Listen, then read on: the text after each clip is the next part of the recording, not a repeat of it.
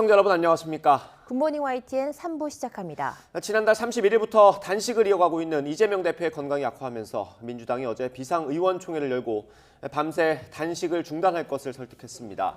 박광원 원내대표는 의총 도중에 기자들과 만나 당 지도부 일부가 이 대표에게 국민과 당원, 지지자의 걱정을 언급하며 단식 중단 결의를 전했지만 이 대표는 뜻을 굽히지 않고 고민해보겠다는 답변만 했다고 전했습니다. 이어 이 대표가 단식 중단 요구를 받아들이고 병원으로 가겠다고 결정하기 전까지는 의총을 종료가 아닌 정회하고 의원들은 국회 안이나 국회 주변에서 대기할 거라고 설명했습니다. 국민의힘 김기현 대표는 민주당 이재명 대표를 향해 단식 중단을 다시 한번 정중히 요청한다고 밝혔습니다. 김 대표는 어제 자신의 SNS에 올린 글에서 이 대표께서 건강이 악화해 회복에 큰 어려움을 겪는 일은 없도록 해야 한다며 이같이 적었습니다. 이어 허심탄회한 대화를 나눌 준비가 돼 있다며 건강을 회복하는 대로 즉시 여야 대표 회담을 열고 민생에 대해 치열한 논의를 하자고 제안했습니다. 이재명 대표의 단식 중단을 촉구하는 동시에 민주당은 어제 비상의원총회에서 한덕수 국무총리 해임 건의안을 국회에 즉시 제출하기로 결의했습니다. 민주당은 결의문에서 윤석열 정권의 전면적 국정 쇄신과 내각 총사퇴를 촉구하며 이같이 결정했다고 밝혔습니다. 또 순직 해병 수사 방해 의혹에 대한 특검법 관철을 위해 필요한 절차에 돌입하고 불법을 저지른 검사에 대한 탄핵 절차를 추진하기로 했습니다. 이에 국민의힘은 공당의 길 포기한 민주당의 폭주라고 거세게 비판했습니다. 강민국 수석 대변인은 논평을 통해 당대표 단식을 그만두라고 하더니 왜 뜬금없는 내각 총사퇴냐며 이같이 밝혔습니다. 이어 이 대표의 방탄이 국가 운영보다 중요하냐며 대선 공작과 통계 조작에 대한 국민 심판이 다가오자 아예 대한민국과 함께 침몰하겠다는 망국적인 놀부심보라고 덧붙였습니다. 새만금에서 열렸던 잼버리 대회 파행에 대한 감사원의 감사가 내일부터 본격적으로 시작됩니다. 감사원은 2달 동안 이뤄지는 이번 감사에서 여성가족부와 전라북도뿐만 아니라 국무조정실도 살펴볼 예정입니다. 권남기 기자입니다. 무더위와 해충에 그대로 노출된 대회장과 더러운 화장실까지 지난달 열린 잼버리는 각국 대표단의 중단 이탈과 일정 변경 끝에 결국 파행으로 끝났습니다.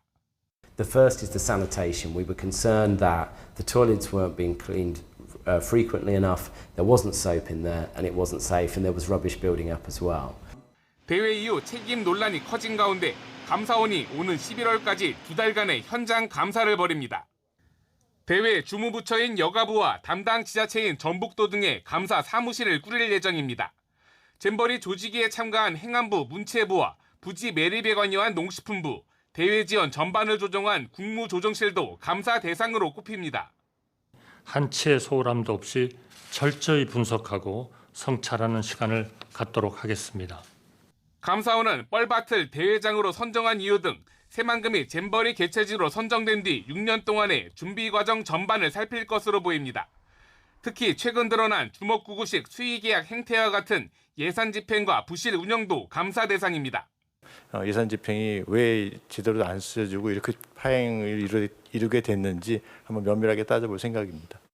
감사원이 전방위적 감사에 나선 가운데 전현직 정부 간 책임 공방과 새만금 개발 전면 재검토 논란이 겹치면서 이번 감사 결과가 미칠 정치적 파장은 적지 않을 전망입니다. YTN 권남기입니다. 내일까지 한시적 총파업에 들어간 전국 철도노조 파업의 참가율이 30%에 근접한 걸로 나타났습니다.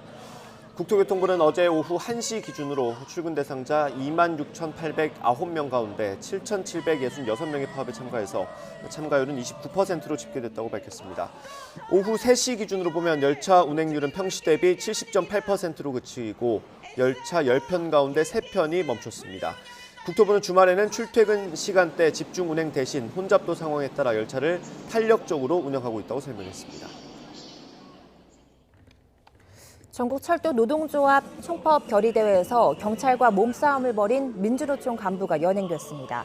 서울 용산경찰서는 어제 오후 3시 10분쯤 공무집행 방해 혐의로 민주노총 소속 간부 A씨를 현행범으로 체포했습니다. A씨는 서울 용산구 남영역 인근에서 열린 총파업 대회에서 경찰과 몸싸움을 벌인 혐의를 받습니다. A씨는 경찰이 철도노조 측의 연막탄 사용을 제지하자 여기에 항의하다 경찰과 충돌한 것으로 전해졌습니다. 어제 저녁 7시 10분쯤 일본 오사카 간사이 공항을 이륙해 인천공항에 도착할 예정이던 진에어 항공기가 기체 이상으로 운항이 지연됐습니다. 진에어는 항공기를 점검하다가 2시간 만에 운항을 취소했고 어젯밤 11시쯤 인천에서 대체 항공기를 띄웠습니다. 이에 따라 승객들은 항공기에 탔다가 다시 내린 뒤 대체기가 도착할 때까지 공항에서 6시간을 기다리는 불편을 겪었습니다. 진에어 관계자는 간사이 공항에서 출발하던 항공기에 기체 이상이 발견돼 대체편을 투입했다고 설명했습니다. 어제 호우특보가 내려진 남부지방을 중심으로 폭우가 내렸습니다. 갑자기 쏟아진 폭우에 하천이 불어나면서 사람이 고립되고 건물과 도로가 잠기는 피해가 속출했습니다. 이문석 기자입니다. 천장에서 물이 폭포처럼 쏟아집니다. 바닥이 흥건히 젖다 못해 물이 차오르자 사람들이 모두 자리를 피했습니다. 말 그대로 천장도 뚫을 만한 강한 비에 부산 종합버스터미널 대합실이 물바다가 됐습니다. 위에서 천장에서 갑자기 소리가 들리는 거예요. 놀라가지고 위에 보니까 갑자기 물이 한 바가지 쏟아지더라고요. 경남 창원에도 집중호우가 내려 도로가 황토빛 급류로 변했습니다. 물이 인도로 넘칠 정도로 불어나자 차들이 위태롭게 움직입니다. 흙탕물에 잠겨 잘 보이지 않은 건널목을 시민들이 당황한 듯 건너고 있습니다. 호우특보가 내려진 부산과 경남, 전남과 제주 산간 등에 시간당 최대 50mm 안팎의 폭우가 쏟아졌습니다. 빗물에 갑자기 하천 수위가 높아지면서 부산 온천천에서 80대 남성이 물에 휩쓸릴 뻔했고 경남 창원에선 70대 여성이 밭에 고립됐다가 구조됐습니다. 한꺼번에 많은 빗물을 감당해내지 못해 여기저기서 하수가 역류했습니다. 남해고속도로에서 SUV 차량과 화물차가 얽힌 연쇄 추돌 사고로 1명이 다치는 등 빗길 교통사고도 잇따랐습니다. 남부지방을 중심으로 비 피해가 잇따르자 중앙재난안전대책본부는 비상 1단계를 가동하고 위기경보 수준을 관심에서 주의로 높였습니다. 산림청도 강원도와 충청권, 전라도, 경상도 지역의 산사태 위기경보 단계를 관심에서 주의로 상향했습니다. YTN 이문석입니다. 전현직 교사 2만 명이 다시 국회 앞에 모였습니다. 서희초 교사 사망 사건 이후 9번째 열린 집회로 공교육 회복을 위한 관련 법 개정을 촉구했습니다. 김평정 기자입니다. 국회 앞 도로가 검은 옷을 입은 사람들로 가득 찼습니다. 숨진 서울 서희초등학교 교사의 49제였던 지난 4일 공교육 멈춤의 날을 내건 지 2주 만에 전현직 교사들이 다시 모였습니다. 경찰 추산 2만여 명이 집결한 가운데 교사들은 억울한 죽음의 진상을 규명하고 정당한 교육권과 생존권을 보장하라고 외쳤습니다. 곧 열리는 정기국회에서 교사를 보호하기 위한 4개 법안, 이른바 교권사법을 반드시 처리하라고 촉구했습니다. 또 무분별한 아동학대 신고를 막으려면 아동복지법 등도 개정해야 한다고 주장했습니다. 완전히 만족스럽지는 않지만 교권 법안을 국회 교육위에 통과시켰습니다. 우리가 새롭게 지켜나갈 교육 공동체는 불신, 혐오, 배제보다는 연대와 상호 책임으로 이루어져야 합니다. 교사들은 그러면서 수업을 방해하는 학생을 교실에서 분리하도록 한 교육부의 방침이 현장에서 혼선을 일으킨다고 지적했습니다. 퇴실당한 학생을 누가 어디서 맡을지를 놓고 책임 소재가 분명하지 않아 방법과 절차를 명확히 규정해야 한다는 겁니다. 반복적으로 수업을 방해하는 학생에 대해서는 상담 치료를 법제화하고 정서적 피해를 본 교사에 대한 지원을 강화해야 한다는 의견도 나왔습니다. 힘들면 힘들다고 말할 수 있어야 합니다. 그래서 교사가 아프고 힘들 때 눈치 보지 않고 마음 놓고 쉴 수 있게. 한계 상황에 내몰린 교사들의 극단적 선택이 경기 고양과 용인, 대전 등에서 이어지는 상황. 안심하고 교육활동에 전념할 수 있도록 정부와 국회가 교권보호 법안을 하루빨리 처리해야 한다는 교사들의 목소리도 잦아들지 않고 있습니다. YTN 김평정입니다. 강원도에 있는 초등학교에서 학생들 간 성추행 사건이 발생한 사실이 뒤늦게 알려졌습니다. 가해 학생들은 강제 전학 조치됐는데 학부모들은 학교와 교육청 대처가 미흡했다고 주장하고 있습니다. 홍성욱 기자가 취재했습니다. 초등학교 1학년 자녀를 둔 학부모 A씨. 지난 7월 학교로부터 자녀가 교내에서 성추행을 당했다는 전화를 받았습니다. 가해자로 지목된 학생은 6학년과 3학년 학생 등 모두 3명.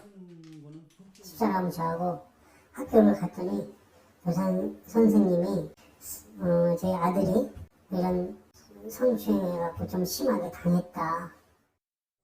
전교생이 20명이 되지 않는 작은 학교. 조사를 벌이자 1학년 피해 학생은 모두 3명으로 확인됐습니다. 학부모들은 성추행이 지난 5월부터 2달 넘게 이어지는 동안 학교 측이 이를 알아차리지 못해 피해를 키운 것이라고 말했습니다. 이어 성추행 사실이 드러난 이후 여름방학 기간 있었던 방과 후 활동 중 피해 학생과 가해 학생의 분리 조치도 제대로 이뤄지지 않았다고 주장했습니다. 철저하게 관리 조치를 하고 동선을 분리해서 관리해서 할 테니까 집에 아이를 데리고 있기 힘들면 학교 보내시라고. 그런데 저기 밴드나 여기 카톡에 올라오는 거 보면 사진도 같이 찍고요. 같이 있는데 그게 분리 조치가 아니잖아요.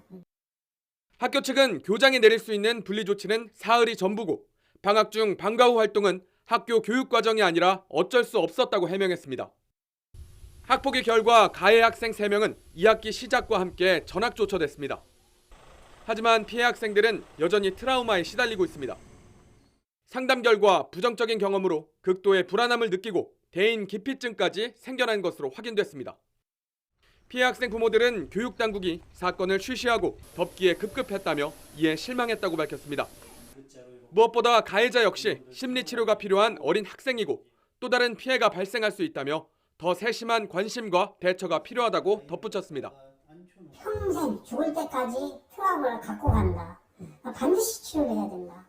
그래서 절대 쉬지, 아무리 부끄럽고 안 좋은 일이라고도 쉬시면 안 되고 무조건 치료를 하셔라. 제일 큰 목적은 이겁니다. 숨기지 마십시오. YTN 홍서욱입니다.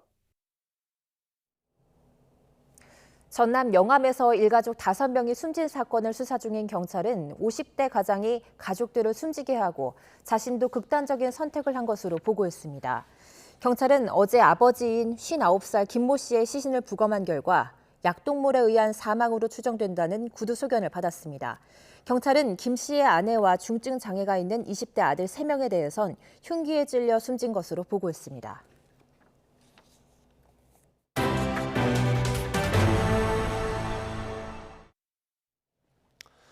러시아를 방문한 김정은 북한 국무위원장이 연일 무기 관련 시설들을 둘러보고 있습니다. 전투기 생산 시설을 시찰한 뒤 극초음속 미사일과 전략 폭격기들을 둘러보고 태평양 함대 호위함도 찾았습니다. 류재용 기자입니다. 하바롭스크주를 떠나 블라디보스토크에 도착한 김정은 위원장은 세르게이 쇼이구 러시아 국방장관의 영접을 받았습니다. 김 위원장은 곧바로 쇼이구 장관과 러시아 항공우주군으로 향했습니다. 이곳에서 러시아 공중 핵전력의 주요 요소인 장거리 전략 폭격기 석 대를 시찰했습니다.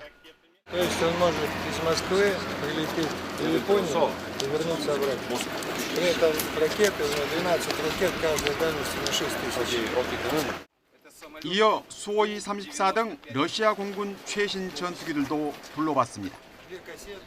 특히 음속의 5배로 푸틴 대통령의 자존심으로 불리는 최첨단 킨잘 극초음 미사일 시스템도 참관한 것으로 전해졌습니다.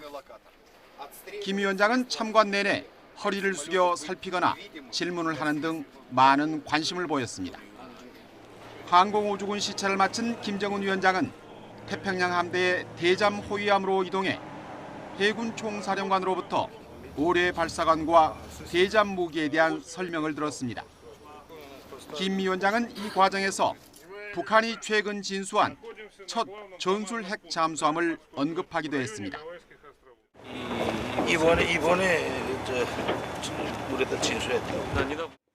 전투기 생산 조립 시설에 이어 공군 전력과 해군 전력 참관까지 김정은 위원장의 정상회담 뒤 순방 행보는 사실상 군사시설과 무기에 초점이 맞춰지고 있습니다. YTN 류재용입니다. 정상 간의 만남으로 북한과 러시아의 군사 협력에는 더 속도가 붙을 걸로 보입니다. 북러 연합훈련까지 거론되면서 국제사회가 촉각을 세우고 있습니다. 임성재 기자의 보도입니다. 지난 7월 북한이 전승절이라고 부르는 정전협정 체결일 열병식을 계기로 군사적 밀착을 가시화한 북한과 러시아. 4년 5개월 만에 보스토치니 우주기지에서 정상회담까지 열며 군사 분야 협력 강화 의지를 분명히 했습니다. 위성 등 첨단 기술 이전 이외에도 관심을 끄는 건 북러의 밀착이 군사 연합훈련으로까지 뻗어나갈지 여부입니다. 우리 정부는 사상 첫 북러 연합훈련 가능성을 예의주시하고 있습니다. 예측들을 많이 하셨는데 그런 가능성을 염두에 두고 앞으로도 예의주시하겠습니다. 네. 그 규모나 연합 가능성 이런 것들은 좀 더 두고 봐야 되지 않을까 생각합니다. 실제 연합훈련이 진행된다면 그 무대는 동해가 될 가능성이 큽니다. 북한의 열악한 공군력과 태평양에서 영향력을 확대하려는 러시아의 군사 전술을 고려할 때 한미 해상 전력에 맞서는 훈련이 진행될 수 있다는 관측입니다. 최근 김정은 국무위원장은 해군 동해함대 제2수상함전대와 해군 사령부 등을 직접 방문하며 해군력 강화 행보를 보이기도 했습니다. 북러 훈련이 지금 이루어질 수 있다면 북한의 어떤 열악한 공군력이 동원돼서 하기는 어려울 것 같고, 북한과 러시아가 미국을 견제하는 차원에서 동해상에서 해상 훈련이 이루어질 가능성은 배제할 수는 없습니다. 일각에선 북러를 넘어 중국까지 포함하는 북중러 연합훈련 가능성까지 제기됩니다. 러시아는 러시아와 중국의 군사훈련에 북한이 참여하는 방안 등을 검토해온 것으로 알려졌습니다. 다만 북러 간 군사협력에 깊이 개입할 경우 미국은 물론 한국, 일본 등 국제사회와 마찰이 불가피하다는 점에서 중국이 신중한 입장을 보일 것이란 분석도 나옵니다. YTN 임성재입니다. 악성 미분양 증가와 공사비 급등, 부동산 PF 자금 경색 등으로 올 들어 건설업체 폐업이 80%나 급증했습니다. 건설업체들이 줄도산 공포에 떠는 가운데 정부는 주택 공급에 악영향을 미칠 것으로 보고 대책을 서두르고 있습니다. 이동호 기자가 취재했습니다. 이안이라는 아파트 브랜드의 대우산업개발. 시공능력 평가 75위의 중견 건설회사이지만 미분양 등으로 자금 경색에 빠지며 회생 절차를 밟고 있습니다. 엎친 데 덮친 격으로 회장과 전 대표이사가 1,400억 원대 분식 회계와 배임, 횡령 등 혐의로 수사까지 받고 있습니다. 해피트리 브랜드로 알려진 신일도 지난 5월 법정 관리에 들어가며 건설업계 도산 공포가 확산하고 있습니다. 실제로 올 들어 종합건설사 폐업 신고는 지난해 같은 기간에 비해 80%나 급증했습니다. 전문 건설사를 포함한 전체 건설사는 문 닫는 경우가 27% 늘었습니다. 첫째는 고금리로 인한 그 경영 압박입니다. PF 이자가 눈덩이처럼 커지면서 어려움을 겪고 있고요. 또 한 가지는 이제 미분양이 증가하면서 자금 회전에 어려움을 겪고 있습니다. 마지막 한 가지는 원자재 값이 상승하면서 경영난을 겪고 있습니다. 주로 하청업체들인 전문 건설업체들도 줄도산 위험에 처했다며 소규모 업체를 보호할 수 있는 장치 마련을 촉구하는 시위까지 벌였습니다. 정부의 불공정한 상호시장 개방 정책이 국민의 안전을 위협하고 전문 건설업체를 사지로 내몰고 있습니다. 중소기업이 대부분인 전문 건설업체를 제대로 보호할 수 있는 정부도 건설업체 도산이 이어지면 건설 생태계가 붕괴하면서 임기 내 270만 가구 공급 공약 이행이 어려울 것으로 보고 관련 대책을 서두르고 있습니다. PF 만기 연장과 대출 금리 인하, 보증 지원 확대 등 다양한 방안이 정부 대책으로 거론되고 있습니다. 어떤 정책을 어느 정도까지 쓸지, 그리고 거기에 대해서 금융이나 기재부 예산이나 이런 것들이 맞는지 이런 부분들을 이제 협의를 해야 되기 때문에 9월 한 달 동안 그거를 집중적으로 해서 때를 놓치지 않고 하겠다라는 것을 정부가 건설업체 줄도산 방지와 주택 공급 활성화를 위해 어떤 대책을 내놓을지 관심이 쏠리고 있습니다. YTN 이동호입니다. 코로나19에 따른 방역수칙이 해제되고 대면 수업도 재개됐지만 대학가 상가 공실률은 좀처럼 회복하지 못하는 모습입니다. 코로나19를 겪으며 대학생과 청년들이 비대면 거래에 익숙해지면서 대학 상권 침체 현상이 나타났다는 분석이 나옵니다. 윤성훈 기자의 보도입니다. 한때 대표적인 인기 상권으로 꼽혔던 이화여자대학교 앞. 학교 정문과 마주한 건물조차 통으로 비어있을 정도로 예전과는 모습이 크게 달라졌습니다. 제가 있는 곳은 이대 정문부터 전철역까지 이어지는 거리인데요. 보시는 것처럼 상가 3곳이 줄지어 텅 비어있어 휑한 모습인데 임대문이 안내만 붙어 있습니다. 인근 상인들은 이제 더는 월세를 감당하며 버텨내기 힘들다고 호소합니다. 많이 모여들 다니고 분위기가 막자지껄한 그런 게 있었거든요. 근데 지금은 많이 차분해지고 지금까지 한 상황에서 가장 어려운 때인 것 같아요. 다른 대학가에서도 상황은 비슷합니다. 코로나19 유행 시기를 넘기고 학교들이 대면 수업을 재개하며 특수도 기대했지만 상황은 오히려 나빠졌습니다. 돈은 안 벌린다고. 겨우 유지할 정도. 사람 못 쓰잖아. 지금 권리 없어도 안 들어와요. 그냥 안 되니까. 그냥 없어요, 더. 저 2년 반 동안 여기는 대출이 없네요. 실제로 올해 2분기 주요 대학가 소규모 상가의 공실률은 서울 전체 평균치인 5.8%를 웃돕니다. 신촌 이대와 서울대 인근 공실률은 각각 9%, 6.1%. 코로나19 전인 지난 2019년 2분기보다 모두 늘었습니다. 특히 0%를 기록했던 건국대와 성신여대 부근의 공실률은 4%대로 치솟았습니다. 원인으론 주 고객층인 청년층들이 비대면 거래를 주로 하면서 학교 주변 상점은 잘 찾지 않게 된 게 지적됩니다. 온라인으로 그냥 보는 게 조금 더 편하다고 느껴져서 그래서 온라인을 이용하고 있습니다. 전문가들은 코로나19를 겪으며 이런 경향은 더 굳어졌다고 분석합니다. 코로나 팬데믹 기간 동안에 사실 비대면 온라인 거래가 더 편리하고 익숙한 젊은 세대들이 그거는 굉장히 좀 두드러진 원인 중에 하나일 겁니다, 분명히. 또 고물가의 살림살이가 팍팍해진 청년들이 지갑을 굳게 닫아 대학가 상권 침체는 당분간 이어질 거란 전망이 나옵니다.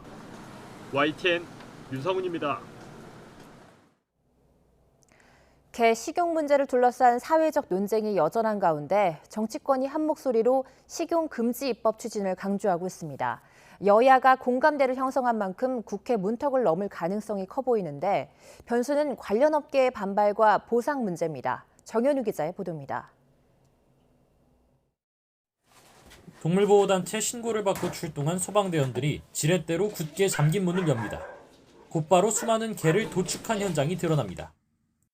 개를 도살하는 상황이 파악이 돼가지고 그 경찰 수사 결과 학대 정황이 있다. 그래서 저희가 거기에 맞는 행정 절차를 밟아가고 있습니다. 동물학대와 불법 도축이 의심돼 관계당국이 점검에 나선 건데 현장에선 애매한 법 규정 때문에 어려움을 호소하는 경우도 적지 않습니다. 개를 가축으로 정의해 축산물로 취급할 수 있는 축산법과 개를 가축으로 명시하지 않아 도축 행위를 위법으로 해석할 수 있는 축산물 위생관리법이 서로 충돌하기 때문입니다. 논란이 계속되자 정치권은 아예 특별법을 만들어 개 식용을 금지하는 방안을 추진하기로 했습니다. 공감하는 여론이 상당하다고 보고 쟁점 현안마다 부딪히던 여야가 간만에 한 목소리를 냈습니다. 당론으로 개 식용 금지는 법안을 추진합니다. 국회의원 44분이 이미 개 식용 금지에 대한 모임을 하고 있고 이제는 민주당이 나서겠습니다. 개 식용 종식을 위한 특별법을 제정하고 21대 국회에서 개 식용 문제를 반드시 해결하도록 하겠습니다. 식용 목적의 개 사육과 도살 등 일체 행위를 금지하고 어길 경우 처벌하는 건 물론 생업을 잃은 개 농장주를 지원하는 조항 등 각각 추진하는 법안의 내용도 비슷합니다. 소관 상임위 논의를 거쳐 21대 국회에서 처리하겠다는 목표인데 관건은 이해 당사자들의 반발입니다. 실제로 육견협회 등은 사육 농민의 생존권을 위협하지 말고 식용개와 반려견을 법적으로 구분해 관리하라고 맞서고 있습니다. 폐업지원금의 규모와 전업을 위한 직업훈련 등 보상 문제도 입법 논의 과정에서 풀어야 할 숙제입니다. 여기에다 김건희 여사가 관심을 둔 사안인 만큼 여야가 법안 내용과 별개로 기싸움까지 벌이는 상황. 사람 이름 딴 법안들이 가장 많이 있었죠. 대통령실에서 많은 관심을 보이고 있기 때문에 오히려 이번 법안 통과에 더 유리한 환경이. 왜 김건희법이라고 했는지 참 기괴합니다. 용화대에서 그렇게 하라고 하명을 내린 것인지 알아서 충성을 한 것인지는. 개식용과 관련된 오랜 찬반 논쟁의 마침표가 내년 총선 전 21대 국회 안에 찍힐 수 있을지 주목됩니다. YTN 정윤우입니다. YTN은 어제와 오늘 담배꽁초 문제와 대책을 집중 보도하고 있습니다. 해외에서는 담배 회사가 책임지고 꽁초를 치우도록 강제하는 흐름이 이어지고 있는데 이에 대해 국내 담배업계는 과도하다는 반응입니다. 최기성 기자입니다.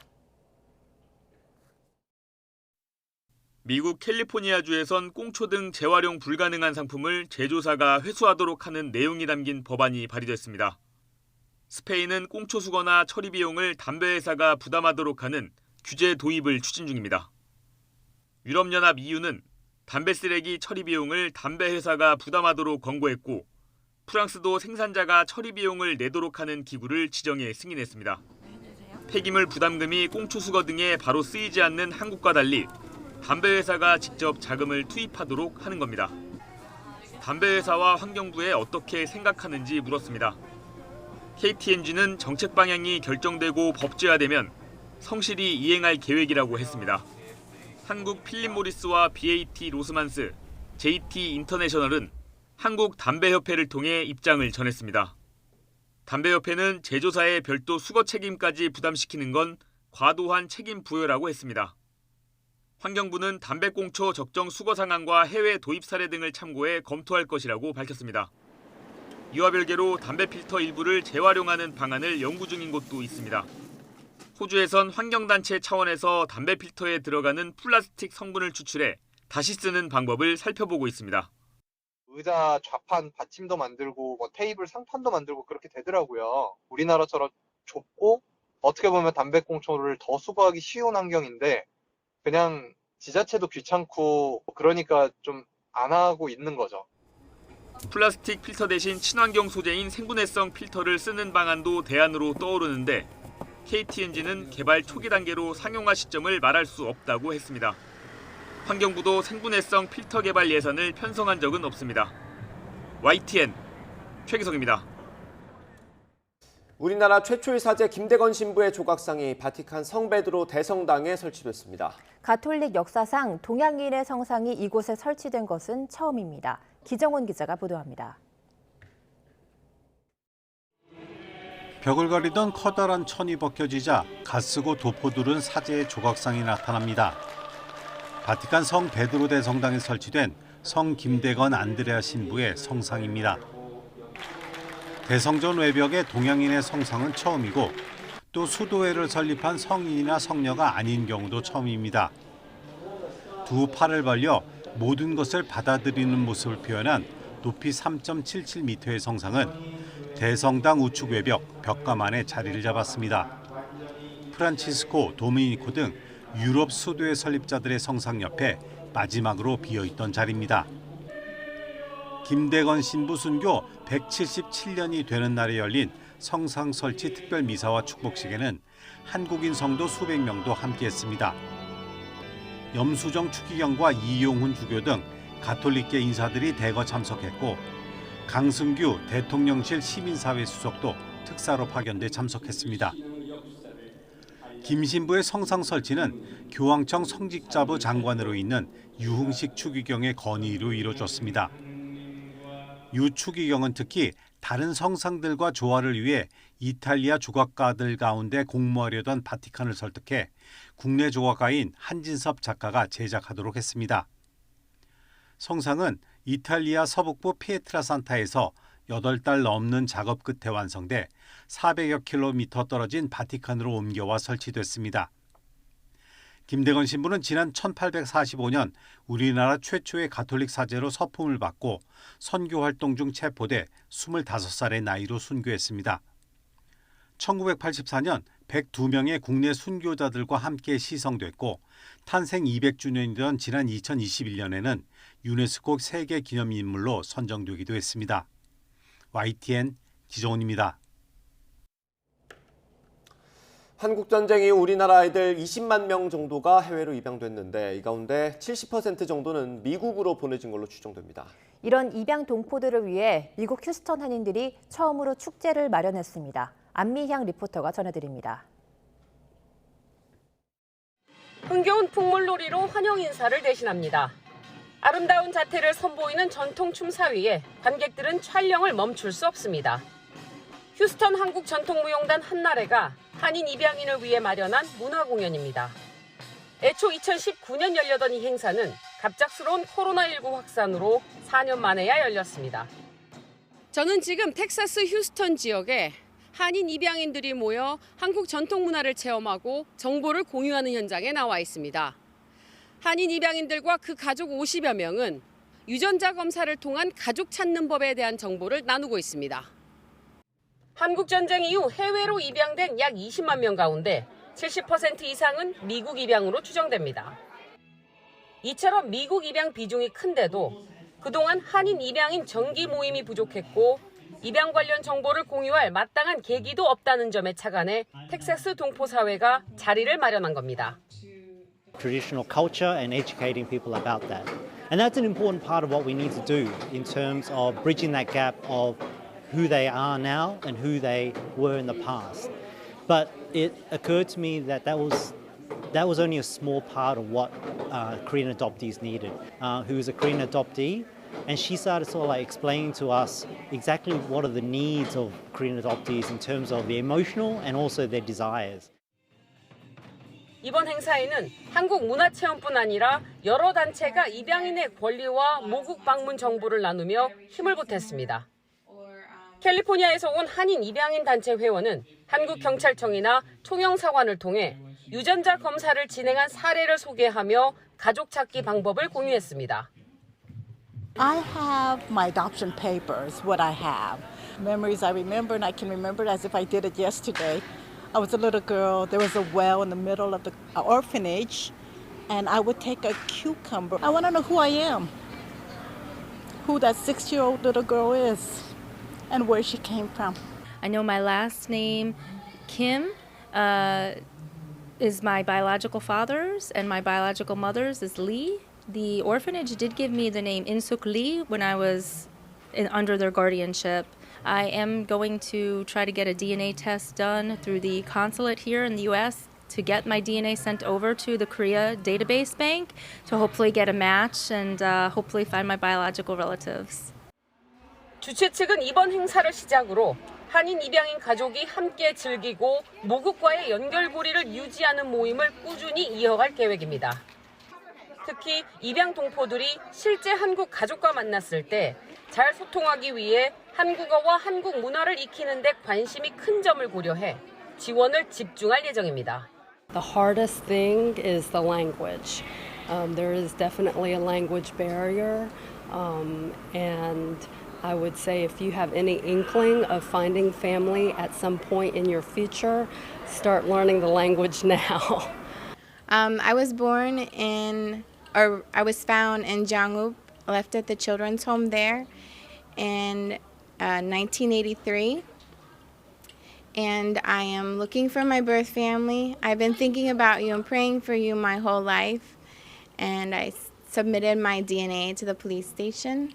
And I wish you the best. If I don't find you, I will always pray for you. And I send my love. 미국 휴스턴에서 화이트앤월드 안미양입니다. 박찬욱, 봉준호 감독에 이어 실력으로 무장한 1980년대생 감독들이 종횡무진 활약하고 있습니다. 차세대 대표 감독으로 떠오르는 영화 콘크리트 유토피아의 엄태화, OTT 드라마 DP의 한준희 감독을 홍성혜 기자가 만났습니다. 엄태화 감독은 두 번째 장편 콘크리트 유토피아로 토론토 국제영화제 진출과 함께 미 아카데미 시상식 한국영화 출품작으로 선정되는 성과를 거뒀습니다. 좋은 세상을 만들기 위한 어떤 질문 같은 영화가 됐으면 좋겠다고 생각하고 있습니다. 우리 가족이 분열됐다라고 이렇게 편히 나눠서 막 토론을 열심히 했다는 리뷰를 보고 되게 기분이 좋고 감사했던. 엄 감독은 2012년 첫 단편 숲으로 미장센 단편영화제에서 대상을 수상하며 이름을 알리기 시작했고 박찬욱 감독의 연출부를 거치며 경험을 쌓았습니다. 2013년 동생 엄태구 배우 주연의 인투기에 이어 강동원 주연의 2016년 가려진 시간은 세월호 참사를 추모하고 위로하는 간접적인 메시지로 큰 울림을 남겼습니다. 아름다운 빛의 사용, 꼼꼼하고 섬세한 연출로 냉철하게 사회를 바라보면서도 인간에 대한 희망의 끈을 놓치지 않았습니다. GV를 하러 올라오실 때 산소통을 이렇게 코에 산소통을 끌고 올라오셨었거든요. 그래서 저런 감독이 되고 싶다. 끝까지 새로운 것을 탐구하고 안주하지 않고 도전하는 감독이 되고 싶다는 생각을 그때 했던 것 같고요. 그런 이야기를 듣고 싶습니다. 이병 안준호. 너 DP 해라. 네가 안준호구나. 나도. 한준희 감독도 OTT 드라마 DP를 통해 군대 내 폭력이라는 민감한 주제를 과감하게 제시하며 화제를 불러일으켰습니다. 탈영병 체포조 안준호의 시선을 따라 결코 바꿀 수 없을 것이다. 뭐라도 하지 않는다면이라는 주제의식으로 반복되는 폭력에 대한 국가와 사회의 책임을 묻고 있습니다. 아닌 건 아닌 거야 라고 얘기할 수 있는 사람들이 결국 조금씩 조직을 그리고 세상을 조금은 낫게 만들지 않나라고 생각을 하는 것 같아요. 그런 사람들 덕분에 우리가 좀 더 낫게 지낼 수 있어. DP의 또 하나의 어떤 인물을 따라갔을 때의 이야기라고 생각합니다. 2015년 데뷔작 차이나타운으로 칸 영화제 초청을 받아 주목받기 시작한 한준희 감독은 2019년 뺑반을 거쳐 더 나은 세상과 사람에 대한 희망을 담아왔습니다. 나는 그 작품들을 만들면서 조금이라도 좀 좋은 사람이 되고 있나? 이런 생각들을 하려고 애쓰는 것 같습니다.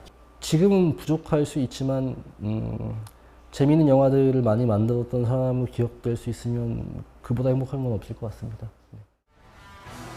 불안당과 킹메이커, 길복순을 연출한 변성현 감독과 박찬욱, 봉준호 감독의 조연출 출신 김성식 감독, 봉 감독의 제자 자매 유재선 감독도 1980년대생 실력파 감독으로 부상하고 있습니다.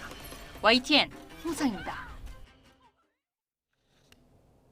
어젯밤 10시 50분쯤 대전시 송촌동에 있는 아파트 지하 주차장에서 주차된 1톤 트럭에서 불이 났습니다. 이 불로 트럭이 완전히 탔고 양옆에 주차된 차량 2대도 일부 소실됐습니다. 불은 10여 분 만에 잡혔지만 연기가 아파트 단지로 퍼지면서 주민들이 대피하기도 했습니다. 경찰과 소방은 정확한 화재 원인을 조사하고 있습니다. 어젯밤 10시 10분쯤에는 대전시 유성구 호남고속도로 유성나들목 근처에서 견인차가 끌고 가던 승용차에 불이 났습니다. 견인차 기사가 갓길에 차를 세우고 대피해서 다친 사람은 없었습니다. 견인차 기사는 경찰에 고장난 차를 끌고 가던 중에 이상 징후를 보이더니 불이 났다고 말했습니다.